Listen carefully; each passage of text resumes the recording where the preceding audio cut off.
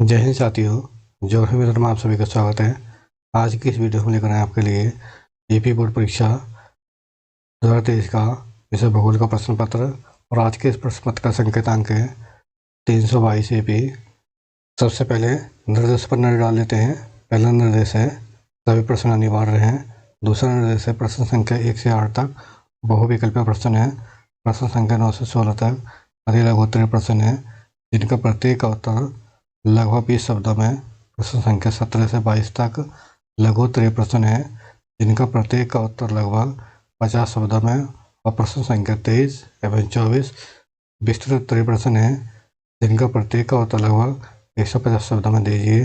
प्रश्न संख्या 25 एवं 26 मानचित्र कार्य से संबंधित हैं। सभी प्रश्नों के लिए निर्धारित अंक उनके सम्मुख अंकित हैं। निर्देश अगला है उपयुक्त रेखा मानचित्रों एवं आरेखों द्वारा अपने उत्तरों की पुष्टि कीजिए।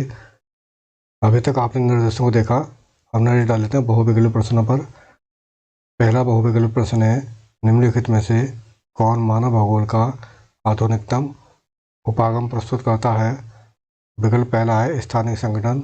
दूसरा विकल्प है उत्तर आधुनिकवाद। विकल्प तीसरा है प्रादेशिक विश्लेषण। विकल्प तीसरा है क्षेत्रीय विभेदन। प्रश्न संख्या दूसरा है निम्नलिखित महाद्वीपों में से किसी जनसंख्या का घनत्व सर्वाधिक है। पहला विकल्प है यूरोप। दूसरा विकल्प है उत्तरी अमेरिका। विकल्प तीसरा है अफ्रीका। चौथा विकल्प है दक्षिण अमेरिका। प्रश्न संख्या 3 है फाइजेंडा से क्या तात्पर्य है। पहला विकल्प है पश्चिमी अफ्रीका में कोको के बागान। विकल्प दूसरा है मलेशिया में रबड़ के बागान। विकल्प तीसरा है ब्राज़ील में कहवा के बागान। विकल्प चौथा है श्रीलंका में चाय के बागान।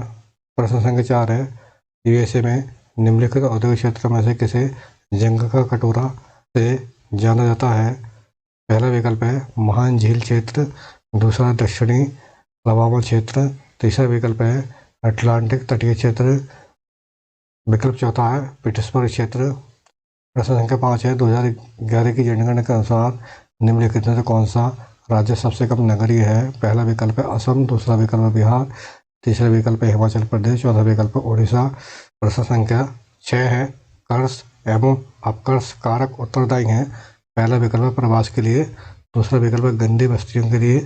तीसरा विकल्प है वायु प्रदूषण के लिए। चौथा विकल्प है भूमि निम्नीकरण के लिए।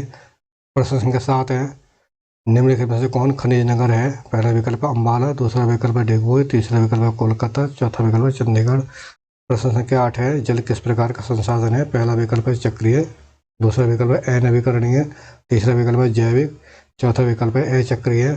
अभी तक आपने बहुविकल्प प्रश्नों को देखा। अब नजर डाल लेते हैं अति लघुत्तर प्रश्न पर। प्रश्न संख्या 9 है प्रकृति के मानवीकरण से क्या तात्पर्य है। प्रश्न संख्या 10 है जनसंख्या वृद्धि को प्रभावित करने वाले 2 कारकों का उल्लेख कीजिए। प्रश्न संख्या 11 है लिंग अनुपात क्या है। लिंग अनुपात कैसे मापा जाता है। प्रश्न संख्या 12 है मानव विकास के 4 प्रमुख घटकों के नाम लिखिए। प्रश्न संख्या 13 है परिक्षिप्त बस्ती से क्या तात्पर्य है। भारत के किसी एक राज्य का उल्लेख कीजिए जहां परिक्षिप्त बस्तियां पाई जाती हैं। प्रश्न संख्या 14 है शुष्क कृषि एवं आर्द्र कृषि में विभेद कीजिए। प्रश्न संख्या 15 है कम से कम 2 अपरंपरागत ऊर्जा स्रोतों का उल्लेख कीजिए। प्रश्न संख्या 16 है स्वर्ण कॉलर एवं सफ़ेद कॉलर श्रमिकों में विभेद कीजिए। अभी तक आपने बहुविकल्पीय प्रश्न और अति लघुत्तरीय प्रश्न देखा। अब नजर डालते हैं लघुत्तरीय प्रश्नों पर। प्रश्न संख्या 17 है जनसंख्या वृद्धि को प्रभावित करने वाले भौगोलिक कारकों का विवरण दीजिए। प्रश्न संख्या 18 है मानव विकास के उपागमों का उल्लेख कीजिए।